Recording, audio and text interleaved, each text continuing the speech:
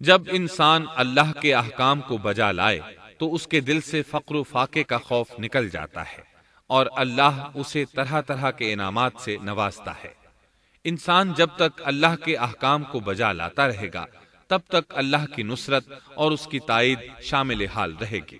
چنانچہ جوں ہی ہاجرہ علیہ السلام کو پتا چلا کہ انہیں تنہا چھوڑ جانا اللہ کے حکم کی بنا پر ہے تو فوراً یقین بھرے لہجے میں بولی، تب اللہ ہمیں ضائع نہیں کرے گا، یہ کہہ کر وہ اپنے شیر خوار بچے کی طرف پلٹ گئیں۔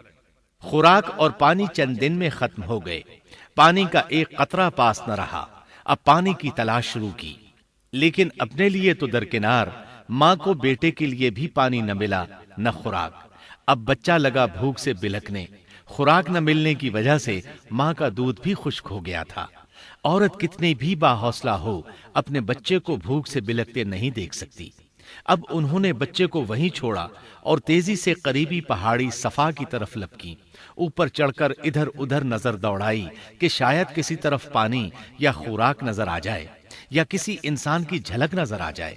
جب کچھ نظر نہ آیا تو نشیب کی طرف چلی، ساتھ میں بچے کی طرف بھی دیکھتی جاتی تھیں۔ نشیب میں پہنچی تو بچہ نظروں سے اوجھل ہو گیا، اس پر اور بے چین ہوئی اور بلندی کی طرف دوڑی۔ اس طرح مروہ پہاڑی پر چڑھ گئیں، وہاں بھی چاروں طرف نگاہ دوڑائی لیکن کچھ نظر نہ آیا۔ خیال آیا کہ پھر کوشش کرنی چاہیے۔ اس خیال سے مروہ پہاڑی سے اتری اور صفا کی طرف چل دی۔ درمیان میں نشیب کی وجہ سے بچہ نظر نہ آیا تو دوڑنے لگی۔ اس طرح پھر صفا پر چڑھ گئیں۔ اللہ اکبر!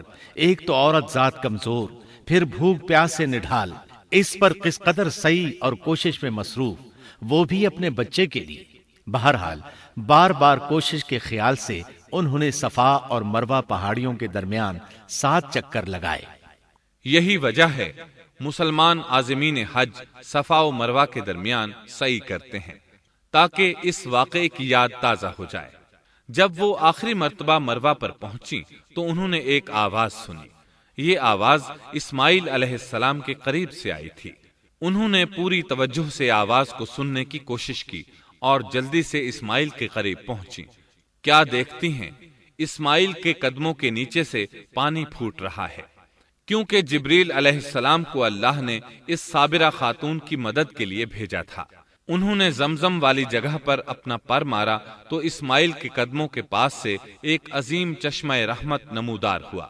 مستقبل کے پیغمبر کے قدموں کے نیچے سے اللہ نے جبریل فرشتے کے ذریعے زمین پھاڑ کر پانی نکال دیا۔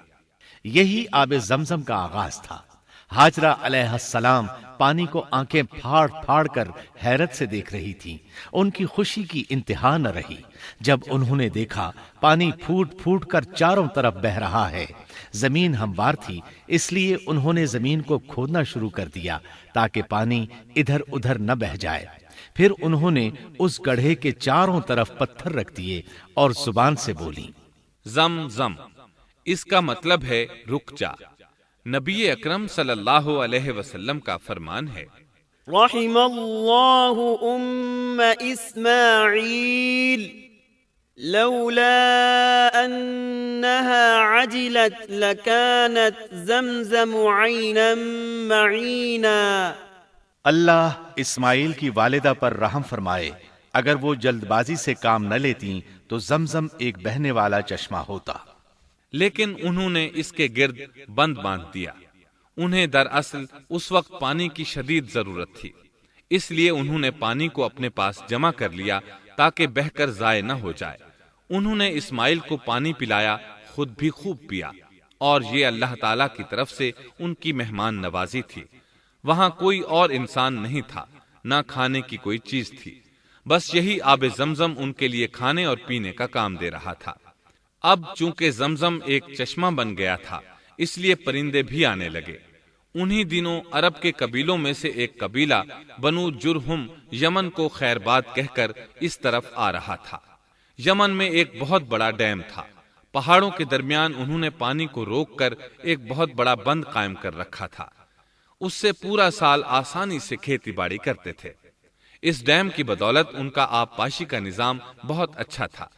جب اس ڈیم کو اللہ تعالیٰ نے توڑا تو تمام لوگ وہاں سے منتشر ہو گئے اور جزیرہ عرب کے اطراف میں منتقل ہونے لگے۔ وہیں سے ہجرت کرنے والا ایک قبیلہ بنو جرہم تھا۔ یہ لوگ بنیادی طور پر عرب تھے۔ یہ قبیلہ سفر میں رہتا، جہاں کہیں پانی اور چراگاہ نظر آتے وہیں پڑاؤ ڈال دیتے۔ جب وہاں خوراک ختم ہو جاتی تو آگے سفر شروع کر دیتے۔ چونکہ وہ بہت بڑے تاجر تھے، اس بنا پر ان راستوں سے خوب واقف تھے۔ انہیں چشموں کا خوب علم تھا۔ ملک شام کی طرف بھی ان کی آمد و رفت تھی۔ یہ قبیلہ بنو جرہم مکہ کے قریب پہنچا تو فضا میں پرندوں کو منڈلاتے پایا۔ کہنے لگے ان پرندوں کی موجودگی میں ضرور کوئی راز ہے۔ اب انہوں نے اپنے کچھ آدمی اس طرف بھیجے۔ یہ لوگ جلد ہی چشمے تک پہنچ گئے۔ انہوں نے وہاں ایک عورت اور اس کے بچے کو پایا۔ پھر وہ لوگ ان کے پاس آئے، وہاں پڑاؤ ڈالنے کی اجازت مانگی۔ سیدہ ہاجرہ نے فرمایا، ٹھیک ہے، لیکن شرط یہ ہے کہ تمہیں اجرت ادا کرنا ہوگی۔ ان کے لیے یہ سستا سودا تھا۔ ان کے پورے قبیلے کو سامان زندگی مل رہا تھا، جبکہ صرف ایک عورت اور اس کے بیٹے کی ذمہ داری ان پر عائد ہو رہی تھی۔ انہوں نے فوراً حامی بھر لی اور وہاں رہائش اختیار کر لی۔ اس طرح یہ لوگ سیدہ ہاجرہ علیہ السلام کی معیشت کا ذریعہ بن گئے، اور اس طرح سیدنا اسماعیل علیہ السلام بنو جرہم میں پرورش پاتے رہے۔ انہوں نے ان لوگوں سے عربی سیکھ لی اور ان سے بھی زیادہ عربی دان بن گئے۔ فصاحت اور بلاغت سے عربی میں بات چیت کرنے لگے۔ پھر ان کی اس قبیلے میں شادی ہو گئی۔ ان کی اولاد سے عرب قوم کا آغاز ہوا۔ انہی میں سے سرور کائنات محمد صلی اللہ علیہ وسلم کی ولادت باسعادت ہوئی۔ بنو جرہم کی آمد اور آبادی ابراہیم علیہ السلام کی دعا کا نتیجہ تھی۔ جب انہوں نے اپنی بیوی اور بچے یعنی دو کمزور انسانوں کو اس ویران جگہ چھوڑا تھا تو یہ دعا مانگی تھی، ربنا انی اسکنت من ذریتی بواد غیر ذی زرع عند بیتک المحرم۔ اے ہمارے پروردگار، میں نے اپنی کچھ اولاد اس بے آباد جنگل میں تیرے حرمت والے گھر کے پاس بسائی ہے۔ یہاں یہ سوال پیدا ہوتا ہے کہ کیا اس وقت بیت اللہ کی تعمیر ہو چکی تھی؟ درست بات یہ ہے کہ اس وقت خانہ کعبہ کی تعمیر نہیں ہوئی تھی۔ پھر سوال پیدا ہوتا ہے کہ کیا ابراہیم علیہ السلام کے زمانے سے پہلے اس کی تعمیر ہو چکی تھی یا صرف جگہ ہی معروف تھی؟ اس بارے میں دو طرح کی روایات ہیں۔ بعض میں آتا ہے کہ صرف اس کی جگہ معروف تھی، اور بعض میں ہے کہ ابراہیم علیہ السلام سے پہلے شیس علیہ السلام نے اس کو تعمیر کیا تھا، اور وہ گردش ایام کے ساتھ ساتھ منہدم ہو کر ختم ہو گیا۔ لیکن بہرحال اس کی جگہ معلوم تھی اور وہی پہلا گھر تھا، جیسا کہ اللہ نے خبر دی ہے۔ ان اول بیت وضع للناس للذی ببکۃ مبارکا وہدی للعالمین۔ اللہ تعالیٰ نے پہلا گھر جو لوگوں کے لیے مقرر کیا تھا وہی ہے جو مکہ میں ہے، اور وہ پوری دنیا کے لیے برکت اور ہدایت والا ہے۔ ابراہیم علیہ السلام نے اللہ تعالیٰ سے یہ دعا مانگی تھی، ربنا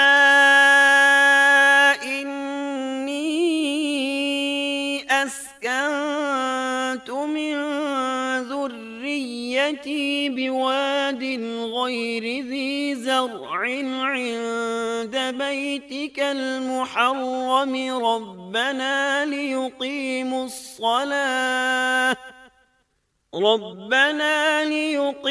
الصلاة فاجعل أفئدة من الناس تهوي إليهم وارزقهم من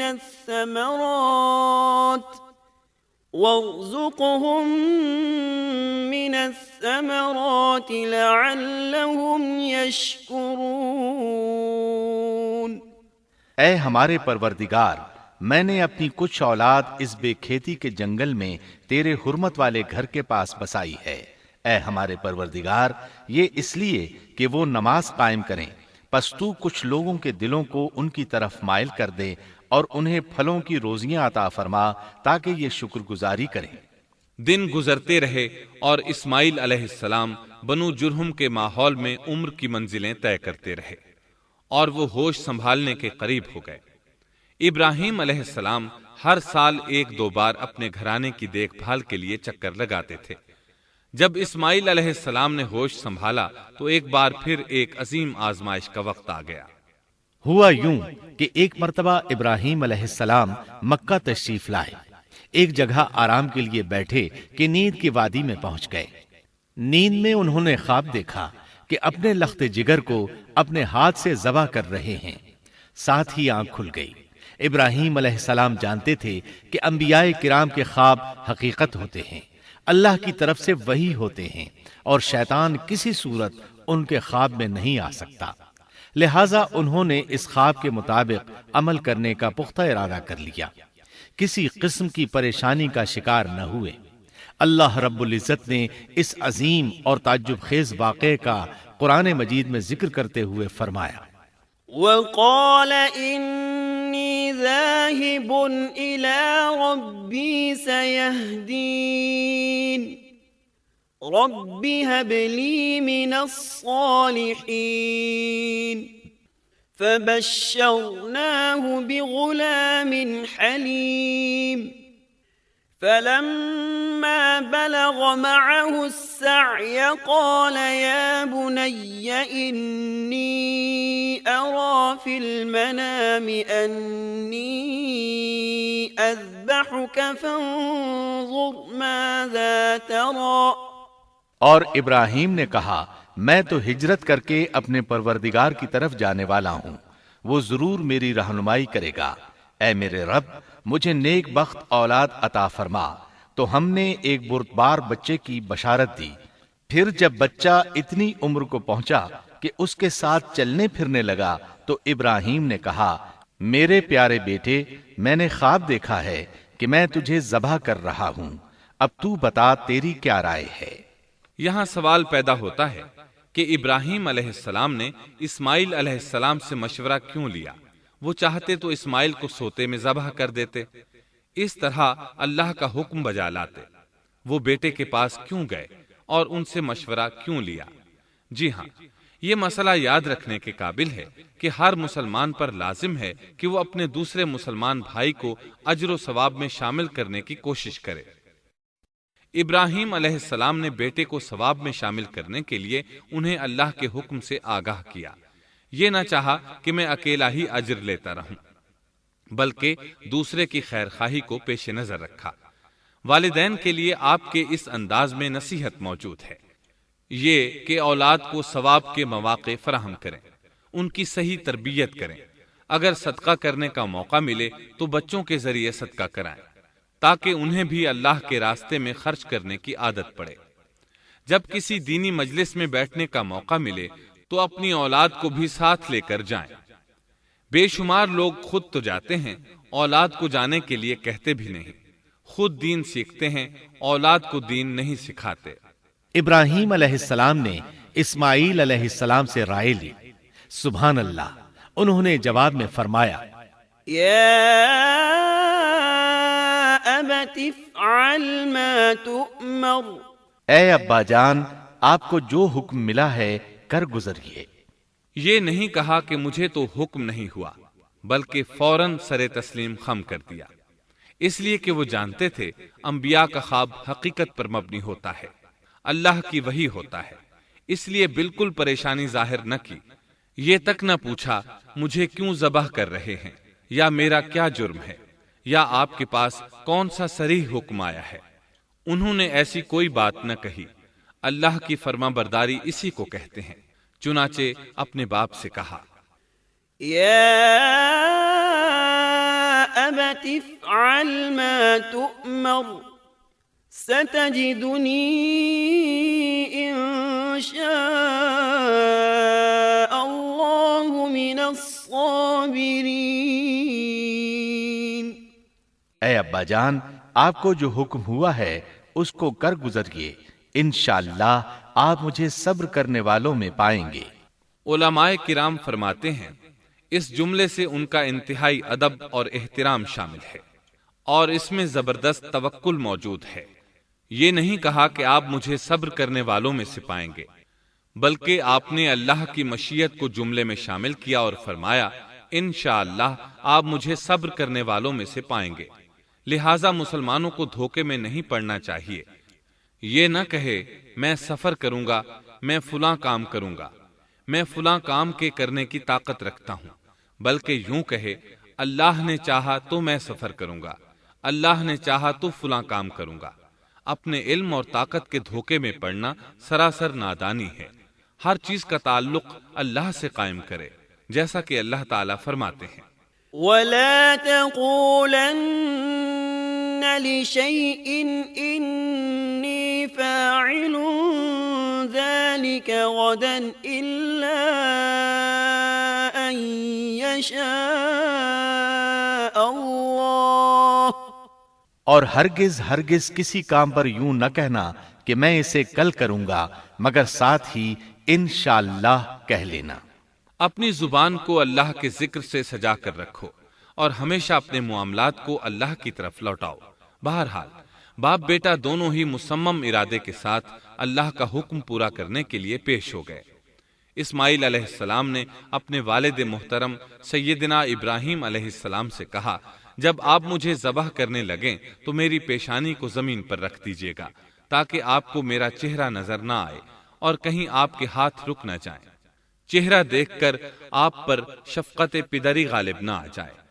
اب ابراہیم علیہ السلام نے بیٹے کی پیشانی پکڑ کر زمین پر لٹا دیا، جیسا کہ اللہ تعالیٰ نے فرمایا فَلَمَّا أَسْلَمَا وَتَلَّهُ لِلْجَبِينِ، جب دونوں مطیع ہو گئے اور ابراہیم نے اسے پیشانی کے بل لٹا دیا۔ اب انہوں نے چھری پکڑی اور گردن پر چلا دی، لیکن چھری نے گردن نہ کاٹی، بالکل اسی طرح جیسے آگ نے ابراہیم کو نہیں جلایا تھا، اس لیے کہ چھری میں کاٹنے کی طاقت اور آگ میں جلانے کی صلاحیت اللہ کے حکم کے بغیر نہیں آ سکتی۔ اللہ نے دونوں سے یہ طاقتیں سلب کر لی۔ اب ابراہیم زور لگا رہے ہیں، ادھر اسماعیل علیہ السلام کہہ رہے ہیں ابا جان جلدی کیجئے، چھری چلائیے۔ اللہ تعالیٰ نے اس واقعے کا ذکر یوں فرمایا ہے فَلَمَّا أَسْلَمَا وَتَلَّهُ لِلْجَبِينِ، جب وہ دونوں مطیع ہو گئے اور ابراہیم نے اسے پیشانی کے بل لٹا دیا۔ اس مطیع ہونے سے مراد اللہ کے حکم کو نافذ کرنا ہے۔ اب ظاہر ہے مطیع تو وہ پہلے بھی تھے، لیکن یہاں اسلما یعنی مطیع ہونے سے مراد کامل اسلام ہے۔ نہایت واضح اور حقیقی اسلام مراد ہے، اس لیے کہ کامل اسلام وہی ہوتا ہے جس میں بغیر کسی تردد اور توقف کے اللہ کے امر اور نہی کی تصدیق کی جائے۔ یہ تھا حقیقی اسلام۔ ہاں تو چھری چلتی رہی، گلا نہ کٹا، اس لیے کہ امتحان اور آزمائش کی تکمیل ہو چکی تھی۔ یہ بات ثابت ہو چکی تھی کہ اللہ کا حکم نافذ کرنے میں دونوں پوری طرح کوشاں ہیں۔ اللہ تعالیٰ بھی فرما برداری ہی کا صلہ عطا فرماتے ہیں، چنانچہ آواز آئی قد صدقت الرؤيا إنا كذلك نجزي المحسنين إن هذا لهو البلاء المبين، ہم نے اسے پکارا اے ابراہیم تو نے خواب کو سچ کر دکھایا، یقیناً ہم اسی طرح نیکوکاروں کو جزا دیا کرتے ہیں۔ یقیناً یہ ایک کھلی آزمائش تھی۔ تاریخ کا ایک عظیم ترین امتحان اور کڑی آزمائش دنیا کو آج بھی حیرت میں ڈال دیتی ہے۔ کون ہے جو بیٹے کو ذبح کرنے پر تیار ہو جائے، خاص طور پر اس صورت میں جب اولاد بھی اکلوتی ہو، جس کی وجہ سے 86 سال کے بعد آنگن میں بہار آئی ہو۔ پھر اس کی قربانی کا بھی واضح حکم نہیں دیا گیا تھا، اشارتاً خواب میں رہنمائی کی گئی تھی۔ آپ کہہ سکتے تھے یہ قتل اور سنگین جرم ہے، کہہ سکتے تھے اپنے بیٹے کو کس جرم میں قتل کروں، لیکن آپ نے بغیر کسی تعامل کے سر تسلیم خم کر دیا اور اس عظیم امتحان میں کامیاب ہوئے۔ اللہ فرماتے ہیں وإبراهيم الذي وفى اور ابراہیم وہ ہیں جنہوں نے وفاداری کی۔ اس آیت میں یہ نہیں بتایا گیا کہ کس چیز میں وفاداری کی، اس لیے کہ وہ تو ہر معاملے میں مکمل طور پر وفاداری کا مظاہرہ کر چکے تھے۔ آگ میں ڈالے جانے والا معاملہ، بیوی اور بچے کو لق و دق میدان میں چھوڑ آنے کا معاملہ، پھر ذبح کا امتحان، تعمیر بیت اللہ کی مشقت، غرض ہر معاملے میں وفادار تھے، حتیٰ کہ اپنا مال اللہ کے راستے میں خرچ کرنے میں اس قدر وفادار کہ ابو زیفان کے لقب سے مشہور ہو گئے۔ اس کا معنی ہے مہمان نواز۔ کسی مہمان کو دسترخوان پر اپنے ساتھ بٹھائے بغیر ایک لقمہ نہیں کھاتے تھے، باہر نکلتے مہمان تلاش کرتے، پھر اس کے ساتھ مل کر کھانا کھاتے، مہمان نہ ملتا تو سخت غمگین ہو جاتے۔ اس طرح انہوں نے اللہ کے ہر حکم کی پاسداری کی۔ ذبح والے اس امتحان کا اللہ نے انہیں کیا صلہ دیا؟ اللہ فرماتے ہیں وَفَدَيْنَاهُ بِذِبْحٍ عَظِيمٍ، ہم نے اسے عظیم ذبیحے کا بدلہ عطا کیا۔ ہاں تو ہم بتا رہے تھے چھری نے گلا نہ کاٹا۔ ایسے میں ابراہیم علیہ السلام نے ایک آواز سنی، آواز پیچھے سے آئی تھی۔ انہوں نے مڑ کر دیکھا، جبریل علیہ السلام نظر آئے۔ وہ آسمان سے ایک مینڈھا لے کر آئے تھے، دنیا کے مینڈھوں میں سے نہیں بلکہ جنت کا مینڈھا لائے تھے۔ سیدنا عبداللہ بن عباس رضی اللہ عنہما سے روایت ہے کہ وہ مینڈھا جنت میں 40 سال تک چرتا رہا۔ سفید رنگ، کشادہ آنکھوں، خوبصورت سینگوں والا حسین و جمیل مینڈھا تھا۔ بہرحال یہ ابراہیم علیہ السلام کی وفاداری کا بدلہ تھا جو اسماعیل علیہ السلام کے فدیے میں دیا گیا، اور پوری امت مسلمہ کے لیے حکم ہو گیا کہ اللہ کی رضا کے لیے قربانی اور ہدی پیش کرتے رہیں۔ کعبے کے پاس حرم الہی میں ہر سال یہ سنت ادا کی جاتی ہے، اور ان کے ساتھ ساتھ پوری زمین کے تمام خطوں پر بسنے والے مسلمان بھی اس عظیم فرمانبرداری کی علامت کے طور پر قربانیاں پیش کرتے ہیں۔ مینڈھے کے ذکر کا مطلب یہ ہے کہ ہم سنت ابراہیمی پر گامزن ہو جائیں۔ یہ مینڈھا ہمیں اللہ کے لیے قربانی کا سبق دیتا ہے۔ ہمیں چاہیے سنت ابراہیمی کی اقتدا کرتے ہوئے ہم اپنی جانوں، اپنی اولاد اور اپنے مالوں کو اللہ کی راہ میں قربان کرنے کے لیے تیار ہو جائیں۔ اللہ تعالیٰ فرماتے ہیں وَفَدَيْنَاهُ بِذِبْحٍ عَظِيمٍ وَتَرَكْنَا عَلَيْهِ فِي الْآخِرِينَ سلام على إبراهيم كذلك نجزي المحسنين إنه من عبادنا المؤمنين۔ اور ہم نے اسے عظیم ذبیحہ عطا کیا، اور ہم نے اس کا پچھلوں میں ذکر خیر چھوڑا۔ سلامتی ہو ابراہیم پر، اسی طرح ہی ہم نیکوکاروں کو جزا دیتے ہیں، یقیناً وہ ہمارے مخلص بندوں میں سے تھا۔ اور اسی طرح اللہ فرماتے ہیں وَبَشَّرْنَاهُ بِإِسْحَاقَ نَبِيًّا مِّنَ الصَّالِحِينَ، اور ہم نے اسے نیکوکار نبی اسحاق کی ولادت کی خوشخبری سنائی۔ یہ خوشخبری فلسطین کی طرف واپس لوٹنے کے بعد سنائی گئی۔ ایک اکلوتے بیٹے کی قربانی کے لیے تیار ہو جانے کے صلے میں اور سارہ علیہ السلام کی عظمت اور تکریم کے مد نظر اللہ تعالی نے اسحاق کی خوشخبری سنا دی۔ یہ آیت ذبح کے واقعے کے بعد اللہ تعالی نے ذکر فرمائی ہے، اس لیے معلوم ہوا پچھلی آیات میں اسحاق کے علاوہ کسی اور بیٹے کا ذکر ہوا ہے، اور وہ اسماعیل علیہ السلام ہی تھے، جبکہ یہودی روایات میں اسحاق علیہ السلام کو ذبیح قرار دیا جاتا ہے۔ یہ بالکل غلط ہے۔ ذبح کے واقعے کے بعد اسحاق علیہ السلام کی بشارت مل رہی ہے، پھر بھلا وہ پیدا ہونے سے پہلے ہی ذبیح کیسے بن گئے؟ اس لیے یہ قطعی بات ہے کہ اسماعیل علیہ السلام ہی ذبیح ہیں۔ اس کے کئی اور بھی دلائل ہیں جن کے ذکر کرنے کا یہاں موقع نہیں۔ بہرحال اس عظیم آزمائش میں بے مثال کامیابی کے بعد ابراہیم علیہ السلام فلسطین آئے اور 120 سال کی عمر میں اسحاق علیہ السلام کی بشارت ملی، جبکہ سارہ علیہ السلام کی عمر 90 سال تھی۔ ان پر بڑھاپا طاری ہو چکا تھا۔ ایسے میں 3 فرشتے آئے، وہ تو قوم لوط کی تباہی کے لیے آئے تھے۔ راستے میں اللہ کے حکم سے ابراہیم علیہ السلام اور ان کی اہلیہ سارہ کو خوشخبری سنائی، اور اس غرض کے لیے وہ انسانی شکل میں آئے تھے۔ ابراہیم علیہ السلام تو پہلے ہی بہت مہمان نواز تھے، انہیں دیکھ کر بہت خوش ہوئے کہ مہمان آ گئے۔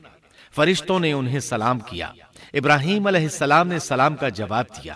وہ حیرت زدہ تھے کہ یہ لوگ ان کی بستی کے رہنے والے تو ہیں نہیں، لیکن ان پر سفر کے نشانات بھی نہیں ہیں، جیسا کہ دور سے چل کر آنے والوں میں ہوتے ہیں، نہ ان کے پاس سواریاں ہیں۔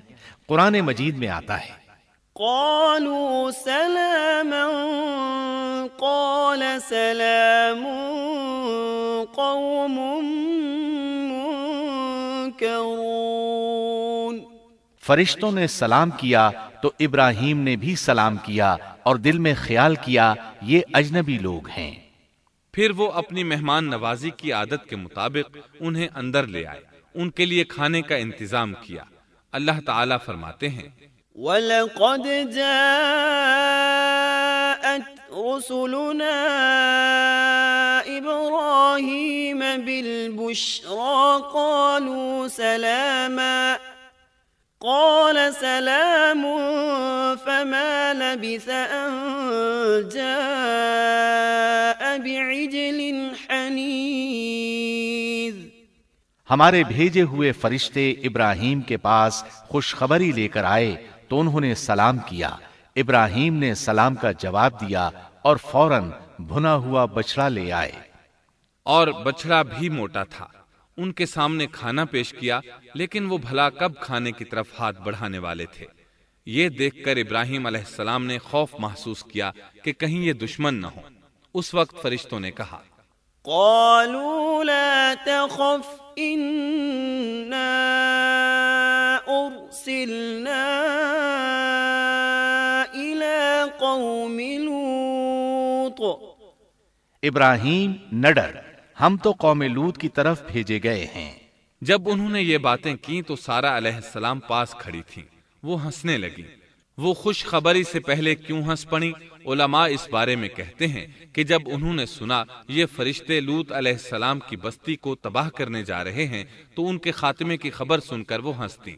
اس کے بعد فرشتوں نے یہ خوشخبری سنائی، فبشرناها بإسحاق ومن وراء إسحاق يعقوب۔ ہم نے اسے اسحاق کی پیدائش کی خوشخبری دی اور اسحاق کے بعد یعقوب پوتے کی بھی خوشخبری دی۔ بہت جلد ہی ہم اسحاق سے تیری ویران گود کو آباد کریں گے، اور تو اپنی زندگی میں اس کے بیٹے یعقوب کو بھی دیکھ لے گی۔ اب 3 بشارتیں جمع ہو گئیں، بیٹا پیدا ہوگا، لمبی عمر ملے گی یعنی بیٹا جوان ہوگا، اور پھر وہ اپنے پوتے کو بھی دیکھے گی۔ اس سے بڑھ کر کیا عزت اور تکریم ہو سکتی ہے؟ اس لیے جب نبی کریم صلی اللہ علیہ وسلم سے پوچھا گیا کریم یعنی عزت والا کون ہے، تو آپ نے فرمایا کریم بن کریم بن کریم بن کریم، یعنی یوسف بن یعقوب بن اسحاق بن ابراہیم علیہ السلام۔ مطلب یہ کہ نبی بن نبی بن نبی بن نبی۔ یہ یوسف علیہ السلام کی شان ہے کہ خود بھی کریم، باپ بھی کریم، دادا بھی کریم اور پردادا بھی کریم۔ اس سے بڑھ کر عزت افزائی کیا ہو سکتی ہے؟ بہرحال فرشتوں نے انہیں خوشخبری دی۔ وَبَشَّرُوهُ بِغُلَامٍ عَلِيمٍ۔ پھر انہوں نے ابراہیم کو ایک صاحب علم لڑکے کی بشارت دی۔ خوشخبری سن کر سیدہ سارہ حیران ہوئی، مارے حیرت کے منہ سے ہلکی سی چیخ نکل گئی۔ انہوں نے اپنے رخسار پر ہاتھ مارا جیسا کہ عورتوں کی عادت ہوتی ہے، کہنے لگی ہائے افسوس، کیا میں بچہ جنوں گی حالانکہ میں بانجھ ہوں اور میرے خاوند بوڑھے ہیں؟ یہ تو حیرت کی بات ہے۔ ایک دوسری جگہ اللہ تعالیٰ نے یہ الفاظ فرمائے، کہنے لگی میں بوڑھی اور بانجھ ہوں، بھلا میں بچے کو کیسے جنم دوں گی؟ اس پر فرشتوں نے کہا تو اللہ کے حکم پر تعجب کرتی ہے، اے اہل بیت، یہ تو اللہ کی تم پر رحمت اور برکت ہے، وہ بہت بزرگ اور قابل تعریف ہے۔ دوسری آیت میں ہے، انہوں نے کہا اسی طرح تیرے رب نے فیصلہ کیا ہے اور ہمیں کہا ہے، یقیناً وہ بہت حکمت والا ہے اور علم رکھنے والا ہے۔ یہ تھی اسحاق علیہ السلام کی ولادت کی خوشخبری۔ ابراہیم علیہ السلام مکے میں سیدنا اسماعیل علیہ السلام سے ملنے کے لیے آتے رہتے تھے۔ ایک روز آئے تو ان سے کہا، اے میرے بیٹے، اللہ تعالیٰ نے مجھے حکم دیا ہے کہ اس مقام پر اللہ کا گھر تعمیر کرنا۔ اسماعیل علیہ السلام نے فوراً کہا، میں حاضر ہوں۔ اس طرح انہوں نے کھدائی شروع کی۔ ایسے میں انہیں شیش علیہ السلام کی تعمیر کے آثار نظر آئے۔ انہوں نے اس پر تعمیر شروع کر دی۔ ایک روایت میں یہ بھی ہے کہ انہوں نے فرشتوں والی بنیادوں کے آثار بھی دیکھے۔ نبی کریم صلی اللہ علیہ وسلم کی جوانی کے دنوں میں جب مکے کے قریش نے کعبے کی تعمیر نئے سرے سے کی تو انہوں نے اس کی بنیادوں کو گہرا کرنا چاہا۔ وہ کھدائی کرتے ان سبز پتھروں تک پہنچ گئے جو پہاڑوں کی چوٹیوں کی طرح نظر آ رہے تھے۔ انہوں نے ان پتھروں کو نکالنا چاہا۔ ایک شخص نے کدال کے ذریعے ایک پتھر کو باہر نکالا تو اس کے نیچے سے اتنا نور نکلنے لگا کہ قریب تھا وہ شخص اندھا ہو جاتا۔ پھر پتھر خود بخود نیچے جا گرا اور اپنی جگہ پر جم گیا۔ اس کے بعد لوگوں نے ان پتھروں کو ہاتھ نہ لگایا اور تعمیر شروع کر دی۔ قرآن مجید میں تعمیر کعبہ اور بیت اللہ کا تذکرہ اس طرح آیا ہے، وَإِذْ بَوَّأْنَا لِإِبْرَاهِيمَ مَكَانَ الْبَيْتِ أَلَّا تُشْرِكْ بِي شَيْئًا وَطَهِّرْ بَيْتِيَ لِلطَّائِفِينَ وَالْقَائِمِينَ وَالرُّكَّعِ السُّجُودِ۔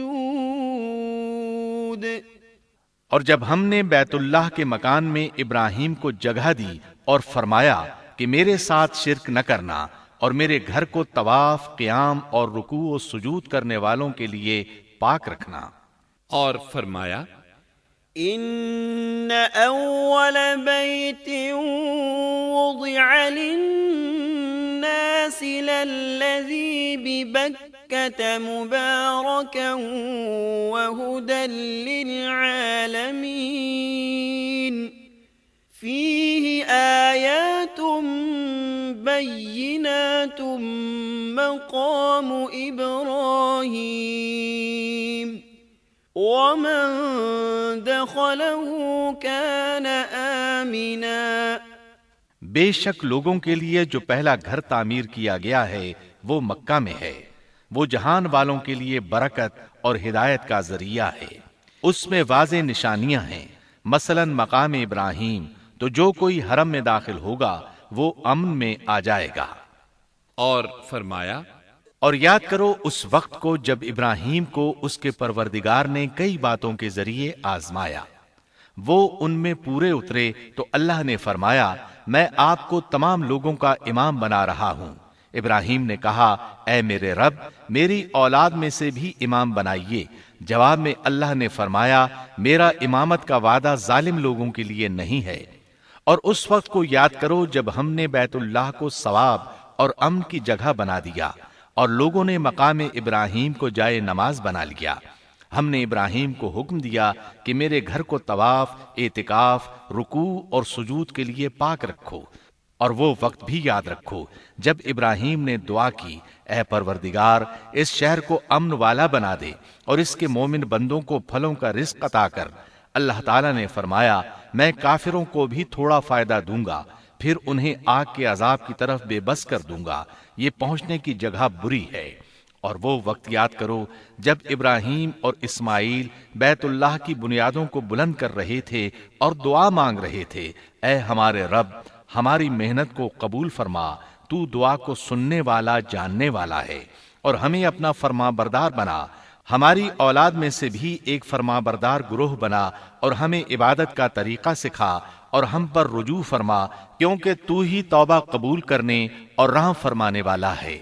اے ہمارے رب، ان لوگوں میں انہی میں سے ایک رسول بھیج جو ان پر تیری آیات کی تلاوت کرے اور انہیں کتاب و حکمت سکھائے، انہیں پاک کرے، یقیناً تو غالب حکمت والا ہے۔ تعمیر کے دوران جب ابراہیم علیہ السلام اس مقام تک پہنچے جہاں آج حجر اسود ہے تو اللہ تعالیٰ نے جنت سے ایک سفید پتھر بھیجا۔ حدیث میں ہے یہ پتھر نہایت سفید تھا، اب سیاہ ہو گیا ہے۔ انسانوں کی غلطیاں اس کے سیاہ ہونے کا سبب بنی۔ جب دیواریں انسانی قد کے برابر ہو گئیں تو اسماعیل علیہ السلام ایک پتھر لے آئے۔ اب ابراہیم علیہ السلام اس پتھر پر کھڑے ہوئے، وہ ننگے پاؤں تھے۔ اسی وقت پتھر پگھل گیا، ان کے پاؤں اس کے اندر کسی قدر دھنس گئے، پتھر پر ان کے پیروں کے نشانات آ گئے۔ اسی پتھر کو آج مقام ابراہیم کہا جاتا ہے۔ پہلے یہ پتھر بیت اللہ کی دیواروں کے ساتھ رکھا گیا تھا۔ جب لوگ طواف کے لیے آتے تو سیدنا ابراہیم کے پیروں کے نشانات دیکھنے کے لیے یہاں ہجوم ہو جاتا۔ اس طرح طواف کرنے والوں کو دقت کا سامنا ہوتا۔ سیدنا عمر رضی اللہ عنہ نے صحابہ کرام کے مشورے سے اس پتھر کو اس جگہ سے قدرے ہٹا کر نماز کی صفوں کے قریب کر دیا تاکہ طواف کرنے والوں کو دقت نہ ہو۔ یہ مقام بہت مقدس ہے۔ اللہ نے فرمایا ہے وَاتَّخِذُوا مِن مَّقَامِ إِبْرَاهِيمَ مُصَلًّى، تم مقام ابراہیم کو جائے نماز مقرر کر لو۔ مقام ابراہیم کے قریب اس کے پیچھے ہو کر نماز پڑھنے کا موقع مل جائے تو لازماً وہاں 2 رکعت ادا کیا کرو۔ موقع نہ ملے تو پھر پوری مسجد حرام میں طواف سے فراغت والی 2 رکعت پڑھ لیا کرو۔ اس طرح کعبہ تعمیر ہوا، تب نیا حکم آیا۔ وَلِلَّهِ عَلَى النَّاسِ حِجُّ الْبَيْتِ مَنِ اسْتَطَاعَ إِلَيْهِ سَبِيلًا وَمَن كَفَرَ فَإِنَّ اللَّهَ غَنِيٌّ عَنِ الْعَالَمِينَ۔